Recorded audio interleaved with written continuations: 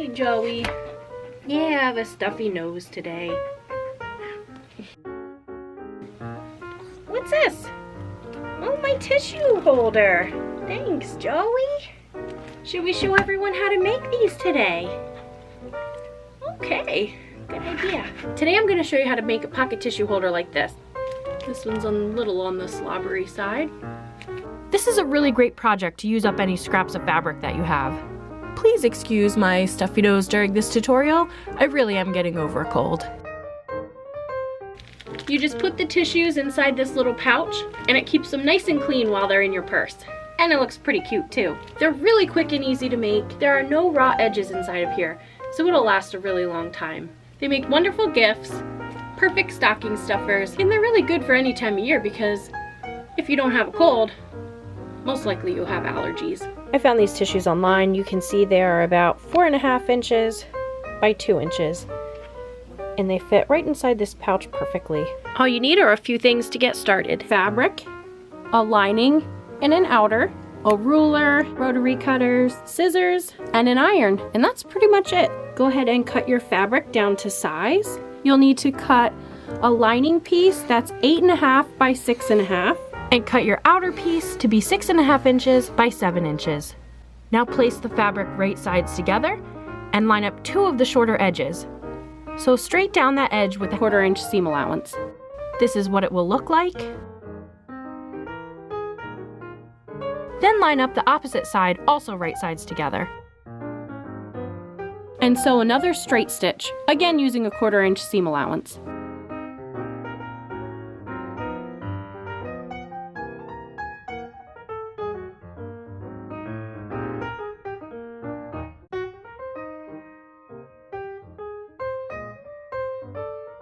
Now you have a little tube.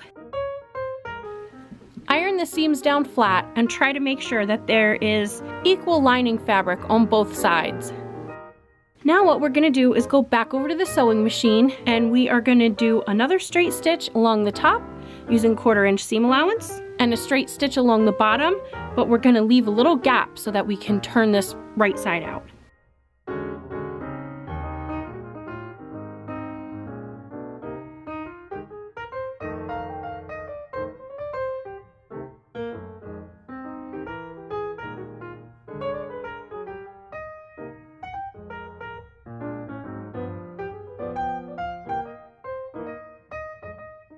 All I'm doing to make sure I leave that gap is to back stitch where I want the gap to start and then raise the needle up, move the fabric forward a little bit so that there's enough room to flip it right side out, and then putting the needle back down and continuing that straight stitch.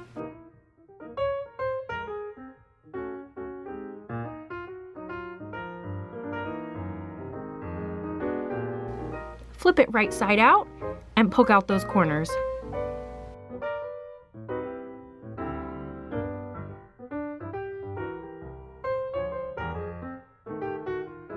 Iron everything nice and flat.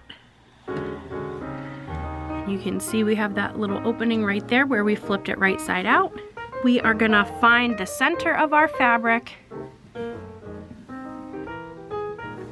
crease it, and you can see that crease when you open it up, and then bring the edges in ever so slightly over where that crease mark was.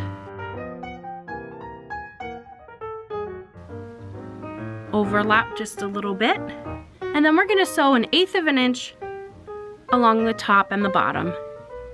That will hold everything together and close that small opening.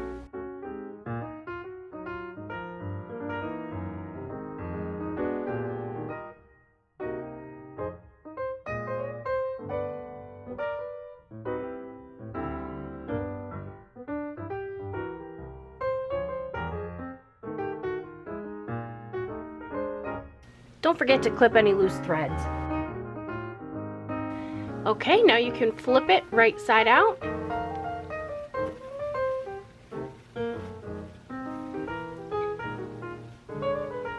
And you may have to use something to poke the corners out a little bit.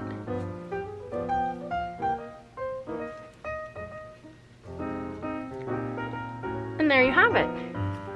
Go ahead and put a pack of tissues in.